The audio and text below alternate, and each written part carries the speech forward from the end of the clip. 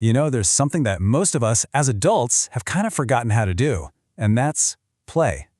But here's the thing, millions of people are rediscovering it. Not on an app, but around a table, with dice and cool game pieces. We're going to dive into the huge boom in tabletop games and see how they're giving us a way to connect that goes way beyond our screen. No, really, think about it for a second. When was the last time you weren't just kind of passively scrolling or watching a show, but were actually actively playing a game with other people right there in the same room? If it's been a while, hey, you are not alone. Our social lives can get a little repetitive. It feels like we're all searching for something more, and tabletop games are filling that need in a massive way. And when I say massive, I mean it. Check out this number. Projections show that by 2025, just one game, Dungeons & Dragons, is going to have 85 million fans across the globe. To put that in perspective for you, that's more than the entire population of Germany. Yeah, this is not a niche hobby anymore. And where the people go, the money follows. By the end of 2024, the company that publishes D&D, Wizards of the Coast, had already blown past $1 billion in revenue.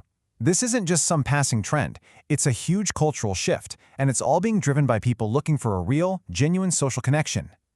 So, here's our plan. First, we'll get into why we even need play as adults. Then, we'll look at the perfect games to get you started. These are not your parents' board games. We'll explore the whole Dungeons & Dragons explosion, figure out how you can actually find a group to play with, and then we'll wrap up with the real, deep reasons we play. All right, let's start with the big why. Grabbing drinks or dinner with friends is great, but it can get to be the same old thing. What psychologists are finding is that we crave something called structured social interaction, activities that have rules and a shared goal.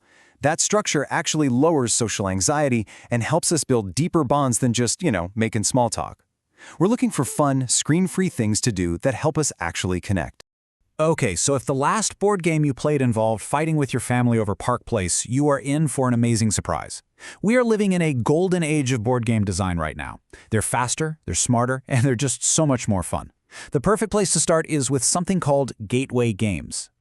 So, what exactly is a gateway game? Well, think of it as the perfect welcome mat to the hobby. These games are designed from the ground up to be easy to learn, quick to play, and so engaging that the moment you finish, you want to play again. They are the perfect antidote to those scary, super thick rulebooks. Let's start with probably the #1 most recommended gateway game on the planet, Ticket to Ride. You're going to hear this name over and over, and for a really, really good reason. And hey, you don't have to take my word for it. As NBC News put it, it's the go-to recommendation. And that's all because of how unbelievably accessible it is. I mean, just look at this. The goal? Simple. Build train routes. The entire rulebook is just 4 pages long. And you can honestly, no joke, teach someone how to play this in about 10 minutes flat. It's competitive, but in a really friendly way, which makes it absolutely perfect for a game night. Next up, we have a total classic of the modern era, a game so famous most people just call it Catan. This one turns up the player interaction just a little bit. The goal is to build and expand, sure. But the real magic of Catan is the trading. You're constantly trying to make deals with the other players. Hey, I'll give you 2 wood for 1 wheat. And that creates this amazing, dynamic social energy at the table. It's just a perfect mix of luck and strategy. And for our third example, we've got a more recent game that absolutely took the world by storm, partly because, well, just look at it. It is beautiful. This is Wingspan. Now, this one is really unique. Instead of conquering armies or building cities, you're gently attracting birds to your personal wildlife preserve. The whole vibe is relaxing, the artwork is stunning, and the gameplay hits this perfect sweet spot. It's simple enough to learn quickly, but there's enough strategy to really make you think.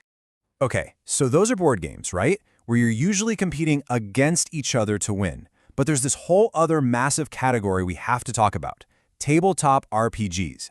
And the key word here is collaborate. Instead of trying to beat your friends, you're working with them to tell a story together.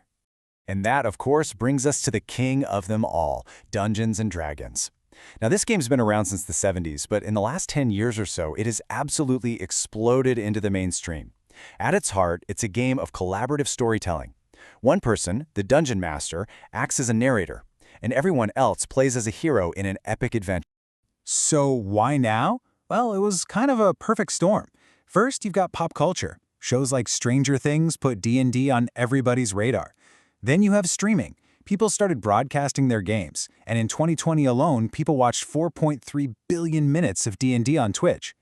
The pandemic also pushed people to play online, making it easier than ever to find a game. And maybe most importantly, the community has become so much more welcoming and inclusive.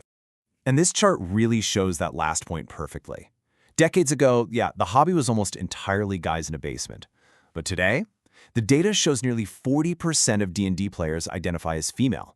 That old stereotype is just gone, and this shift is a huge reason for the game's success. Okay, so at this point, you're probably thinking, this all sounds amazing, but how on earth do I find people to play with? That is the #1 question everyone has. The great news is, there have never, ever been more ways to find your group. Let's break it down. Your best bet to start is what's called a friendly local game store. They almost always host beginner nights. You should also check out public libraries, seriously. And if you want to play online, oh man, the options are endless. There are Discord servers, Reddit communities like r/LFG, which literally stands for Looking for Group, and even websites like Roll20 that are built to connect players and game masters. Look, to make this totally painless, here's a simple 3-week plan.